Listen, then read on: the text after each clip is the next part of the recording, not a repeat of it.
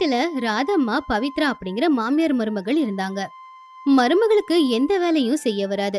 ஆனா மாமியார் எல்லா வேலைகளையும் செய்வாங்க. கூடைய பின்னி அதை வித்து அவங்க பணம் சம்பாதிச்சுக்கிட்டு இருந்தாங்க. ஒரு நாள் மாமியார் கூட பின்னிக்கிட்டு இருக்கும்போது மருமக அவங்க கிட்ட வந்து, அத்தை, டீ எடுத்துக்கோங்க சொல்லி, எவ்வளவு நேரம் கழிச்சு எடுத்துட்டு வர? இப்ப வரைக்கும் என்ன தூங்கிக்கிட்டா இருந்த? இல்ல அத்தை, பால் தீர்ந்து போச்சு. அதை வாங்கிட்டு வந்து போடுறதுக்குள்ள கொஞ்சம் நேரம் ஆயிடுச்சு. உன்கிட்ட நான் எத்தனை தடவை சொல்லிருக்கேன், காலையிலே எழுந்துச்சு என் கூட உக்காந்துக்கிட்டு கூட பின்றது எப்படின்னு கத்துக்கோன்னு. ஆனா கொஞ்சமாவது என் வார்த்தை மேல உனக்கு மரியாதை இருக்கா சொல்லு? நான் நிறைய தடவை முயற்சி பண்ணி பாத்திருக்கேன் அத்தை, எனக்கு அது வரவே இல்ல. கூட பின்றது ரொம்ப கஷ்டம்.